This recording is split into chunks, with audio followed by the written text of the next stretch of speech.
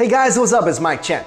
Today, let's talk about something that most Asians use every single day, chopsticks. Now, chopsticks are super useful. You can use it to eat, obviously, but you can also use it to keep your hair up, you can cook with it, and they're super convenient because you can basically find them anywhere. Say you're on a camping trip and you forget utensils, then just break off a couple of branches and you're set. Can't do that with a fork. Anyway, the Chinese have been wielding chopsticks since at least 1200 BC, but they were mainly used for cooking until around 400 AD when people started to eat with them.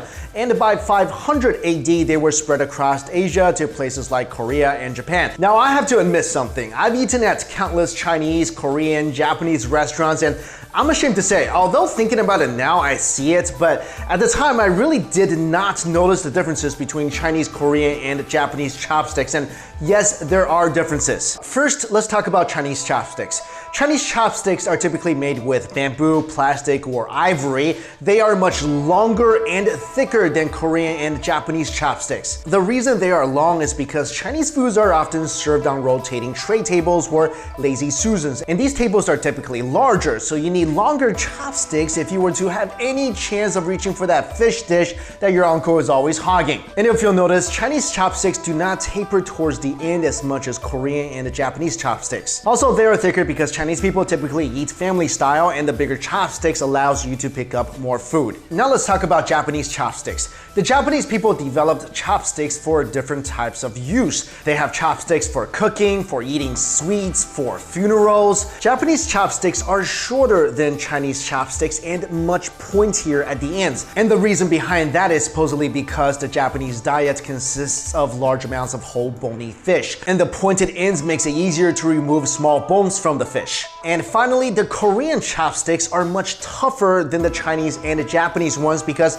they are often made with stainless steel. This is because in ancient Korea and China as well, they believed that silver chopsticks could detect poisonous foods. That's why all the chopsticks used by the emperor were made out of silver. Also, typically Korean chopsticks are always paired with a spoon because Koreans actually used a spoon and not the chopsticks to eat the rice. Now, all of these chopsticks have their pros and cons. For example, the Korean chopsticks may be heavier, but it's more hygienic, and it offers a better workout while eating. The Japanese chopsticks are shorter and pointier at the tip, which makes it easier to pick up all the small amounts of food that they give you, and trust me, you're gonna need every bit of it. And the Chinese chopsticks are great when you're competing for food against your hungry friends. So use the Chinese chopsticks to grab all the food, use the Japanese ones to pick out the fish bones and the peppercorn, and use the Korean ones to reflect light into your enemies, I mean your friends' eyes, so you can distract them from the last piece of Peking duck. Okay, I'm just kidding, don't do that. But I've gotta say, I am super envious of girls because if I wanna carry chopsticks on me, and guys, you should always have a pair of chopsticks with you at all times. Super useful if you want to eat foods like Cheetos but don't want the orange fingers. Anyway, so if I wanna take the chopsticks with me, I'm gonna have to put it into a case or something. It doesn't really fit into my pockets. But ladies, all you gotta do is put your hair up,